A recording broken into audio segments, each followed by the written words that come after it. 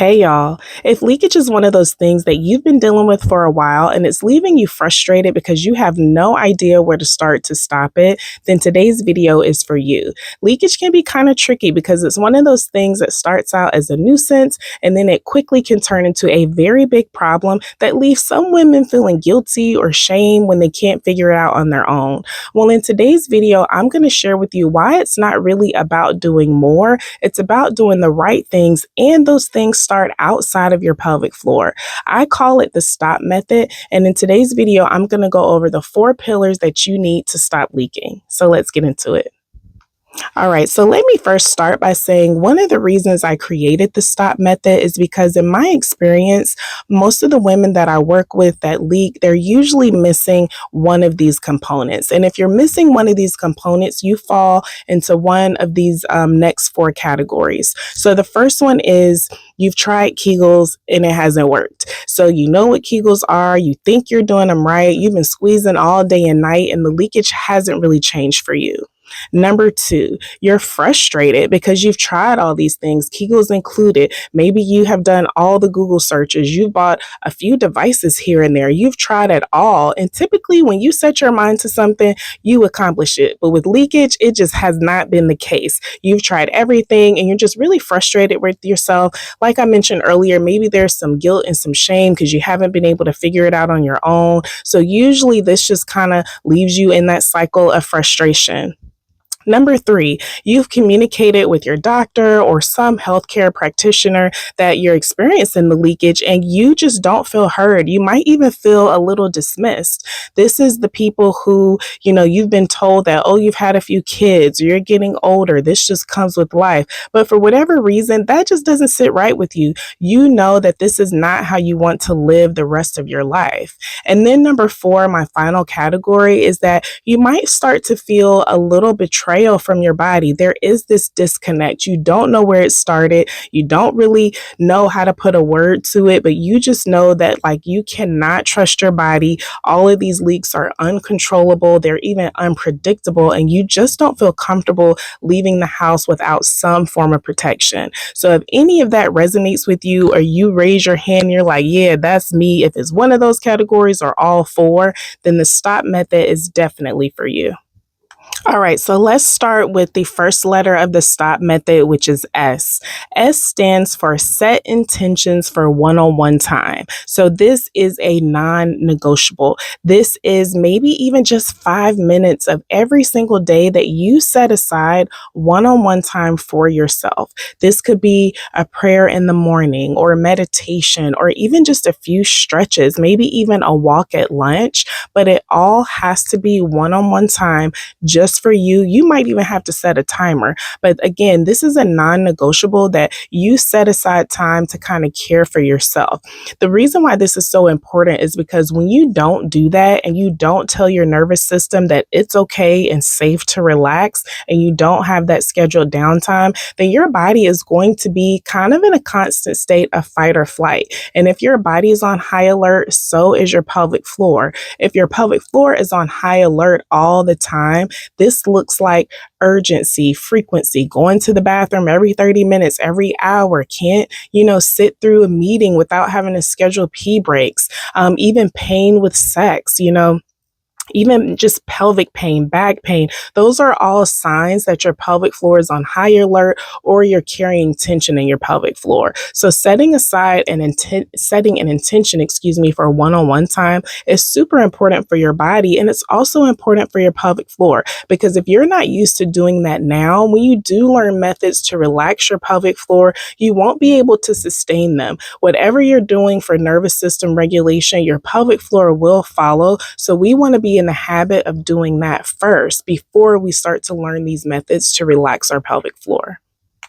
The next letter is T, and T stands for turn movement into a lifestyle. So you may hear, I know I've heard it a lot of times. I have a colleague of mine, and in the PT world, the phrase movement is medicine is pretty popular, and that's because it is. And movement doesn't just mean exercise. It's how you breathe, how you stretch, how you walk up and down the stairs. All of that is very important for your body and also your pelvic floor. Your pelvic floor is part of your core. So if you're not used to moving your body, if we try to throw in some pelvic floor exercises or exercises that are targeted to help your pelvic floor, it's almost going to be like a shock to your system.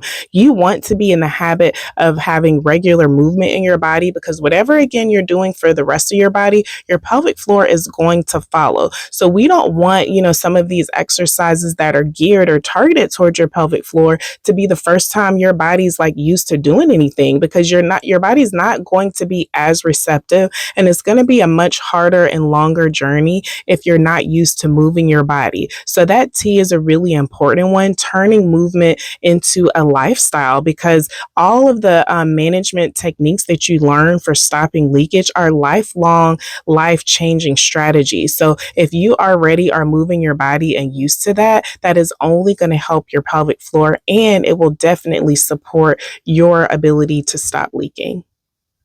Now, the O in the STOP method stands for observe diet triggers and nutrition awareness. So this is a good one. I actually kind of love this one as my favorite, because we can't really get around what we put in our body. So much of how we feel is like input versus output, and your pelvic floor is no different. So we need to be aware of the triggers in our diet, the things that we're consuming that irritate our bladder, irritate our bowels. We need to be aware of that. And I always like to preach, and I'll use the word preach because I kind of do have to get on my soapbox for this one, is that we are not aiming for perfection.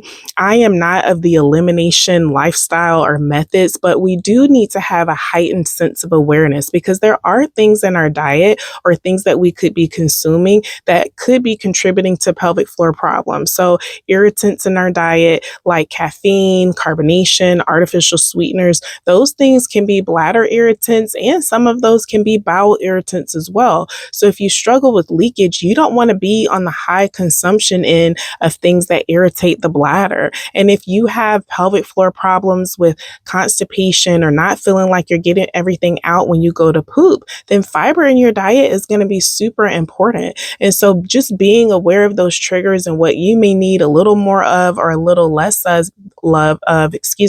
does impact your pelvic floor. So again, not aiming for perfection, but we definitely need a heightened level of awareness, because when we do start to target the pelvic floor, again, we don't want your body to be like, whoa, water, what is that? Like, you need to be used to hydrating your body. A hydrated muscle performs much better than a dehydrated muscle, and that includes your pelvic floor. So again, heightened level of awareness. We want to be aware, and we want to be able to make these changes without completely shocking our system, because it's not a one-time thing. You're not doing this for 4 weeks. These are lifestyle changes if you really want to stop the leakage. Now, P stands for practice stress relief daily. Yes, daily. And I know that's tough, because that's even tough for me. I'm not going to lie. I'm not a perfect person. I have struggles just like you guys. And in this world, we deal with a lot of stress, whether it's personal, out in the environment. It could be at work. Stress is a normal part of life, but we have to have a strategy to counter it, because it's going to happen. So we need to be in practice of having a stress management technique. And so I always recommend, as one of my tools, diaphragmatic breathing. And it's not just fluff. Diaphragmatic breathing helps to downregulate your nervous system. And so again, you have to be aware of what that looks like for your body. And with my one-on-one clients, I help them figure that out. That's my job, but that's a big part of stopping leakage, because if you don't have that one component, all the things that we're doing to coordinate your pelvic floor, relax your pelvic floor, a lot of that connects with how you breathe, how you relax, knowing what your triggers are. So if you're completely disconnected from that, that's why you've tried Kegels, you've tried all these exercises, and nothing really seems to work, because that is a major component of stopping leakage. And I'll add one little tidbit about stress. So stress in your life, specifically when you don't have a way to counter it, you may find, or I should say, it presents itself physically. So if you don't have a release for stress, you are going to have neck pain, shoulder pain. You may clench your jaws or grind your teeth at night. And believe it or not, a lot of pelvic floor tension actually mimics what's happening in your face, your jaw, your teeth, the clenching. Your pelvic floor carries that same amount of tension. So again, we're not trying to eliminate stress. That is a normal part of life, but we don't want to stay in high stress. We want to have counters to the stress that we're going to occur. And that is why we have to have a daily practice. I'm taking my own advice so that we can have ways to release that tension, and counter the things that, are just not controllable or predictable in this world that we live in. All right, that is my stop method. I hope that you're beginning to see yourself not only in the components that you're missing, but also in the parts of the stop method that you can start to add into your daily practice. And so you'll see that if you're missing any of those 4 pillars, that is why Kegels or pelvic floor exercises, or maybe the device that you bought hasn't really been working for you, because the stop method is what you need to care for your entire body so that the pelvic floor will follow. So as always, I hope this resonates with you. Don't forget to hit the like button and subscribe to my channel so you don't miss any future videos. Thanks for joining me. I'll see you next time. Bye.